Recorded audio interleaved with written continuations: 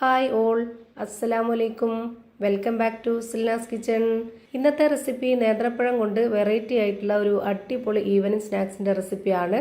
പഴം കൊണ്ട് നമുക്ക് ഈ ഒരു രീതിയിലും തയ്യാറാക്കി എടുക്കാം. എന്തായാലും ഒന്ന് ട്രൈ ചെയ്ത് നോക്കണം, എല്ലാവർക്കും ഇഷ്ടമാവും. അതുകൊണ്ട് തന്നെ വീഡിയോ സ്കിപ്പ് ചെയ്യാതെ മുഴുവനായിട്ടൊന്ന് കണ്ടു നോക്കണേ.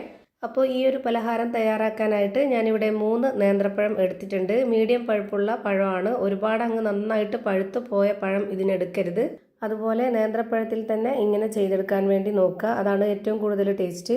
ഞാനിവിടെ അത്യാവശ്യം വലിപ്പത്തിലുള്ള 3 നേന്ത്രപ്പഴമാണ് എടുത്തിട്ടുള്ളത്. ഇതിൻ്റെ തൊലിയൊക്കെ കളഞ്ഞതിന് ശേഷം ഇതൊന്ന് കട്ട് ചെയ്തെടുക്കുന്നുണ്ട്. ഈ ഒരു കണക്കനുസരിച്ചാണ് ബാക്കിയുള്ള എല്ലാ ഇൻഗ്രീഡിയൻസിൻ്റെ അളവും എടുക്കുന്നത്. നിങ്ങൾക്ക് എത്രയാണോ പലഹാരം വേണ്ടത്, എത്രയാണോ പഴം എടുക്കുന്നത്, അതിനനുസരിച്ച് ബാക്കിയുള്ള ഇൻഗ്രീഡിയൻസിൻ്റെ അളവും കറക്റ്റാക്കി എടുക്കുക. എന്നാലാണ് ഇതിൻ്റെ പരുവം കറക്റ്റായിട്ട് കിട്ടുള്ളൂ. അതുപോലെ തന്നെ ഇതിൻ്റെ ടേസ്റ്റും ഒരു കറക്റ്റ് ടേസ്റ്റിൽ കിട്ടുള്ളൂ.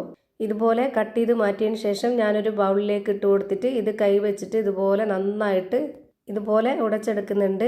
കൈ കൊണ്ട് ഇതുപോലെ ഉടച്ചെടുക്കുമ്പോഴത്തേക്ക് നമുക്ക് കട്ട കട്ടയായിട്ട് കിട്ടും. അതാണ് വേണ്ടത്. ഈ വീഡിയോസ് കണ്ടുകൊണ്ടിരിക്കുമ്പോൾ തന്നെ സിൽനാസ് കിച്ചൺ ചാനൽ ആദ്യമായിട്ട് കാണുന്നവരാണെങ്കിൽ പ്ലീസ് ഒന്ന് സബ്സ്ക്രൈബ് ചെയ്തേക്കണേ. ഒപ്പം തന്നെ ഈ വീഡിയോസ് നിങ്ങൾക്ക് ഇഷ്ടപ്പെടുകയാണെങ്കിൽ ഒരു ലൈക്ക് ചെയ്ത് ഷെയർ ചെയ്ത് സപ്പോർട്ട് ചെയ്യാനും മറക്കരുത്. ഇപ്പോൾ ഞാനിവിടെ ഈ പഴം നന്നായിട്ട് ഉടച്ചെടുത്തിട്ടുണ്ട്. ഇനി അതിലേക്ക് ഇട്ട് കൊടുക്കുന്നത് സബോള കട്ട് ചെയ്തെടുത്തിട്ടുള്ളതാണ്. ചെറുതായിട്ട് കട്ട് ചെയ്തെടുത്തിട്ടുള്ള ഒരു മീഡിയം സൈസിലുള്ള സബോളയും ഒരു 3 പച്ചമുളകുമാണ് ഇതിലേക്ക് ഇട്ട് കൊടുക്കുന്നത്.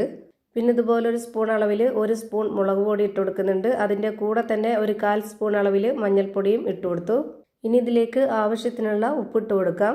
ഈ ഒരു പലഹാരം ഉപ്പും മധുരവും എരിവൊക്കെ ആയിട്ട് നല്ല പ്രത്യേക ഒരു ടേസ്റ്റാണ്. എന്തായാലും ഒന്ന് ട്രൈ ചെയ്ത് നോക്കണം, എല്ലാവർക്കും ഇഷ്ടമാവും.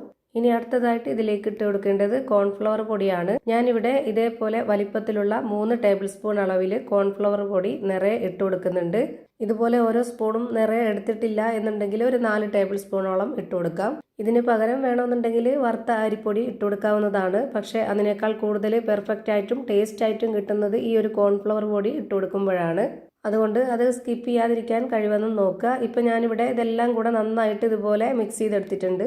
ഇതാണ് ഇതിൻ്റെ കറക്റ്റ് ആയിട്ടുള്ള പരുവം. ഇനി നമ്മുടെ കയ്യിൽ കുറച്ച് ഓയിലൊന്ന് സ്പ്രെഡ് ആക്കി എടുത്തതിന് ശേഷം ഇതിൽ നിന്ന് കുറച്ചെടുത്തിട്ട് കൈയുടെ ഉള്ളം കയ്യിൽ വെച്ചിട്ടൊന്ന് ഇതുപോലെ ബോൾസ് ആക്കിയതിന് ശേഷം ഒന്ന് പ്രസ് ചെയ്ത് കൊടുക്കുന്നുണ്ട്. നമുക്ക് ഇഷ്ടമുള്ള ഏത് വലിപ്പത്തിലോ ഷേപ്പിലോ ആകൃതിയിലോ വേണമെങ്കിലും ഇത് ചെയ്തിട്ട് എടുക്കാവുന്നതാണ്. ഞാനിവിടെ ഒരു കട്ട്ലേറ്റിൻ്റെ ഷേപ്പിലാണ് റെഡിയാക്കി എടുക്കുന്നത്. അതുപോലെ ഈ ഒരു വലിപ്പത്തിൽ ഷേപ്പിലാണ് റെഡിയാക്കി എടുക്കുന്നത്.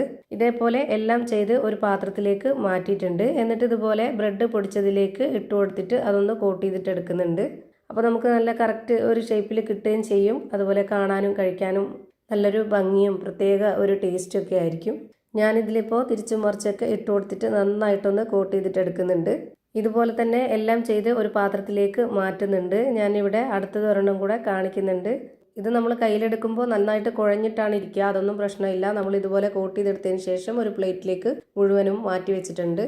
ഇനി ഇതെല്ലാം ഒന്ന് ഫ്രൈ ചെയ്ത് മാറ്റണം. അതിനായിട്ട് സ്റ്റവിലേക്ക് ഒരു പാൻ വെച്ച് ഫ്ലെയിം ഓൺ ആക്കി കൊടുത്തിട്ടുണ്ട്. അതിലേക്ക് കുറച്ച് ഓയിൽ ഒഴിച്ചു കൊടുക്കുന്നുണ്ട്. ഒരുപാട് ഓയിൽ ഒഴിച്ചു കൊടുക്കരുത്, അതായത് ഇത് മുങ്ങിക്കിടക്കുന്ന രീതിയിൽ ഫ്രൈ ചെയ്തെടുക്കരുത്.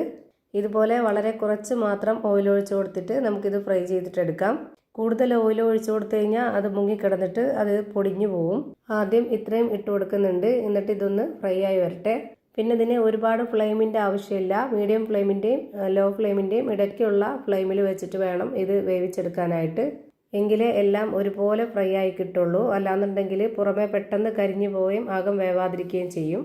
ഇപ്പോൾ ഞാനിവിടെ എല്ലാം ഒന്ന് തിരിച്ചിട്ട് കൊടുത്തിട്ടുണ്ട്. ഈ ഒരു വേവ് പോരാ, കുറച്ചുകൂടെ ഒന്ന് മൊരിഞ്ഞ് കിട്ടണം. അപ്പോൾ അതിനായിട്ട് കുറച്ച് സമയം ഒന്ന് വെയിറ്റ് ചെയ്തിട്ട് വീണ്ടും ഒന്ന് തിരിച്ചിട്ട് കൊടുക്കുക. ഇപ്പോൾ ഈ കാണുന്ന മുകൾ ഭാഗം വെന്ത് കിട്ടിയ പോലെ തന്നെ താഴത്തെ ഭാഗവും കൂടി വെന്ത് കിട്ടണം. എങ്കിലാണ് പുറം ഭാഗം നല്ല ക്രിസ്പിയും അകം നല്ല സോഫ്റ്റ് ആയിട്ടിരിക്കുന്ന ഒരു അടിപൊളി പലഹാരം നമുക്ക് റെഡിയായി കിട്ടുന്നത്. ഇപ്പം ഞാനിവിടെ എല്ലാം എണ്ണയിൽ നിന്ന് കോരി ഒരു പാത്രത്തിലേക്ക് മാറ്റുന്നുണ്ട്. അപ്പോൾ ഇതാ നേന്ത്രപ്പഴം കൊണ്ടുള്ള നല്ല ടേസ്റ്റി ആയിട്ടുള്ള വെറൈറ്റി ആയിട്ടുള്ള ഒരു അടിപൊളി ഈവനിങ് സ്നാക്സ് റെഡിയായി കിട്ടി. ഇതിൻ്റെ അകം എങ്ങനെയാണ് ഇരിക്കുന്നതെന്ന് അറിയാനായിട്ട് ഞാനൊന്ന് കട്ട് ചെയ്ത് കാണിക്കുന്നുണ്ട്. അപ്പോൾ ഇത്രയേ ഉള്ളൂ ഇന്നത്തെ വീഡിയോ ഇഷ്ടമായാൽ ലൈക്ക് ചെയ്യാനും കമൻറ്റ് ചെയ്യാനും ഷെയർ ചെയ്യാനും മറക്കരുത്. അതുപോലെ തന്നെ ഞാനിടുന്ന പുതിയ വീഡിയോസ് നോട്ടിഫിക്കേഷനായിട്ട് കിട്ടുന്നതിന് വേണ്ടി സബ്സ്ക്രൈബ് ചെയ്ത് ബെല്ലൈക്കൺ അമർത്തി അതിൽ ഓൾ എന്ന ഓപ്ഷൻ എനേബിൾ ചെയ്ത് കൊടുക്കാനും മറക്കരുത്. പുതിയൊരു വീഡിയോയുമായി വീണ്ടും വരും. Thank you for watching.